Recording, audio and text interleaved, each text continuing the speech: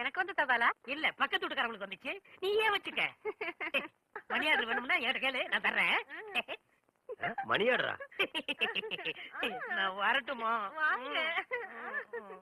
அன்புள்ள மான்விழியே, ஆசையில் ஓர் கடிதம் நான் கைகளில் எழுதவில்லை. கையில் எழுதுனா டைப் பண்ணிருப்ப. என்னது டாபிக் ஜாமு? இவர் பிரிட்டிஷ் இளவரசர். இவர் வரும்போது நாங்க பன் பட்டர் ஜாம் பண்ணிட்டோம். இப்ப உங்களுக்கு என்ன வேணும்? எனக்கு ஒரு 500 ரூபாய் மணியாடு கொடு.